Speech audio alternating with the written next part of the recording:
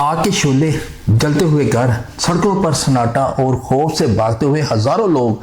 ये मंजर किसी जंग ज़दा मुल्क के नहीं बल्कि इस भारत के हैं जो खुद को दुनिया की सबसे बड़ी जमहूरियत कहता है।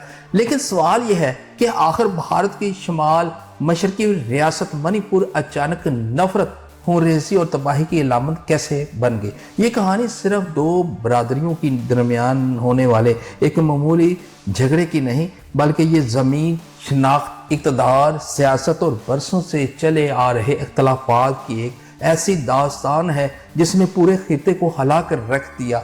इस तनाज़ा ने न सिर्फ सैकड़ों खानदानों को उजाड़ा बल्कि हजारों लोगों को अपना घर बार छोड़ने पर भी मजबूर कर दिया। भारत के शमाल मशरक़ में वाक़या मणिपुर एक खूबसूरत मगर नहायत एहसास रियासत है जिसकी सरहद म्यांमार से मिलती है। यहाँ कई मुख्तलिफ कबाइल आबाद हैं मगर दो बड़े ग्रोह मीती और कुकी तवील अरसे से अपने हकूक, ज़मीन और सियासी नुमाइंदगी के मामलात पर अख्तलाफ रखते आए हैं। बरसों तक ये अख्तलाफ दबे रहे लेकिन फिर एक ऐसा वाक़या पेश आया जिसने पूरे मणिपुर को आग की लपेट में ले लिया। नाज़रीन इकराम, आखिर ये तनाज़ा क्यों शुरू हुआ? दोनों कबाइल एक दूसरे के खिलाफ क्यों खड़े हो गए? हुकूमत इस बहरान को बर वक्त रोकने में क्यों नाकाम रही? और इस तसादम ने भारत की सियासत और आलमी साख पर क्या असरात डाले? इन तमाम सवालात के जवाब जानने के लिए देखते रहे हमारी ये खसूसी डॉक्यूमेंट्री, क्योंकि आगे की कहानी इससे भी ज़्यादा हैरानकुन है। मणिपुर कबाइल तनाज़ा। मणिपुर की तारीख में 19वीं सदी से पहले मणिपुर एक आज़ाद रियासत थी जहां मुख्तलिफ कबाइल अपनी अपनी रवायात और इलाकों के मुताबिक ज़िंदगी गुजारते थे। 1891 में बरतानवी हुकूमत ने एंग्लो मणिपुर जंग के बाद इस रियासत पर अपना कब्जा जमा लिया। बरतानवी दौर में मुख्तलिफ कबाइल को अलग अलग इंतज़ामी निज़ाम के तहत रखा गया जिसकी वजह से इनके दरमियान फासले मज़ीद बढ़ गए। 1947 में जब बरसगीर तकसीम हुआ तो मणिपुर ने कुछ अरसा एक अलग रियासत की हैसियत से अपना निज़ाम चलाया, लेकिन 1949 में एक मुआहदे के तहत इसे भारत में शामिल कर दिया गया। बाद 1972 में मणिपुर को मुकम्मल रियासत का दर्जा मिला, मगर इस दौरान यहाँ नस्ली कबाइल और सियासी इख्तलाफात ख़त्म ना हो सके। आज मणिपुर बुनियादी तौर पर दो जगराफियाई हिस्सों में तकसीम है। वादियों में ज़्यादातर मेती बरादरी आबाद है जो रियासत की सबसे बड़ी आबादी समझी जाती है और सियासी इंतज़ामी अदारों में भी नुमाया असर रसूख रखती है। दूसरी जानब पहाड़ी इलाकों में कुकी समेत कई कबाइल रहते हैं जिनकी अलग सकाफत, ज़बानी और रवायात हैं। अगरचे तमाम बरादरियाँ कई दहाइयों से एक रियासत में रह रही थी लेकिन ज़मीन की मलकियत, सरकारी मुलाजमतों, वसाइल की तकसीम, आइनी हकूक जैसे मामलात पर अख्तलाफात वक़्त के साथ साथ बढ़ते रहे। ये अख्तलाफात बरसों तक अंदर ही अंदर सिकते रहे।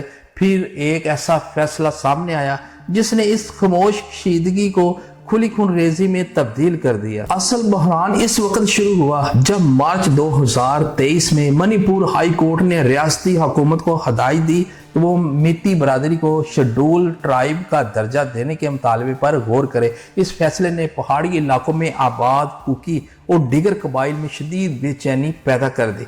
इन कबाइल का मौक़िफ़ था अगर मीती बरादरी को भी शेड्यूल ट्राइब का दर्जा मिल गया तो वो न सिर्फ पहाड़ी इलाकों में ज़मीन खरीदने लगेगी बल्कि उसके अहल भी हो जाएंगे, बल्कि सरकारी मुलाजमतों, तलीमी अदारों और दीगर आइनी मराहत में भी इनका हिस्सा बढ़ जाएगा जिससे पहले ही महदूद वसाइल पर इनके हकूक़ मुतासर होंगे। इसी खदशे के तहत 3 मई 2023 को आज ट्राइबल स्टूडेंट यूनियन मणिपुर की जानब से एक बड़ा एहतजाजी मार्च निकाला गया, लेकिन ये एहतजाज देखते ही देखते पुरतशद्दुद झड़पों में तब्दील हो गया। मुख्तलिफ इलाकों में घरों, दुकानों, इबादत गाहों को आग लगा दी गई।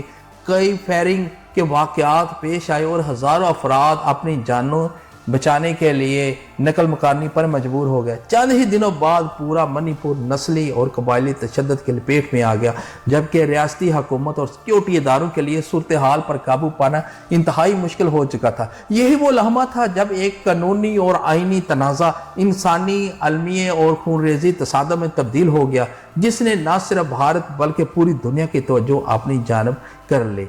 मणिपुर का वो इलाका यहाँ पर खून قتل و غارت عام ہو گیا۔ تشدد پھیلتے ہی منی پور میں حالات تیزی سے قابو سے باہر ہونے لگے۔ مختلف شہروں دیہات میں گھروں، دکانوں، سرکاری عملہ کو آگ لگا دی گئی، جبکہ خوف کے باعث ہزاروں خاندان اپنا سب کچھ چھوڑ کر محفوظ مقامات کی طرف نقل مکانی کرنے پر مجبور ہو گیا۔ حالات اس قدر خراب ہو گیا کہ ریاستی حکومت نے کئی علاقوں میں کرفیو نافذ کر دیا، انٹرنیٹ سروس معطل کر دی، اضافی فوج، نیم فوج اور دستوں اور پولیس کو تعینات کیا گیا تاکہ حالات پر قابو پایا جا سکے۔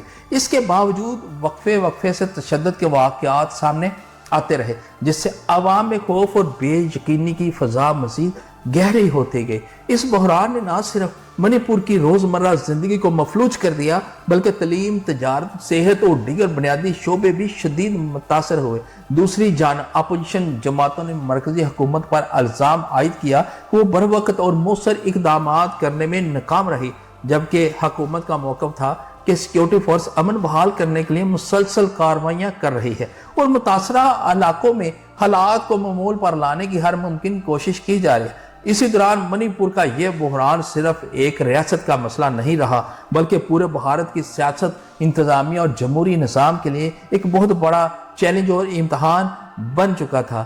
ناظرین اکرام، منی پور کا قبائل تنازع صرف ایک ریاست کا مسئلہ نہیں، بلکہ یہ اس بات کی یاد دہانی ہے کہ جب اختلافات کو بروقت مذاکرات اور انصاف کے ذریعے حل نہ کیا جائے تو ان کے نتائج پورے معاشرے کو بھگتنا پڑتے ہیں۔ آج بھی ہزاروں متاثرہ خاندان مکمل امن اور معمول کی زندگی کی واپسی کے منتظر ہیں۔ اب دیکھنا یہ ہے کہ حکومت اور تمام فریق اس بحران کا ایسا حل نکال پائیں گے جو دیر پا امن، انصاف اور عوام کے اعتماد کو بحال کر سکے۔ اگر آپ کو یہ ہماری ڈاکومنٹری معلوماتی لگی ہے تو ویڈیو کو لائک کریں، اپنے دوستوں کے ساتھ شیئر کریں، اور ایسے ہی مستند تاریخی اور حالات حاضرہ کی ڈاکومنٹری دیکھنے کے لیے ہمارے چینل کو سبسکرائب کرنا نہ بھولیں۔ اللہ حافظ۔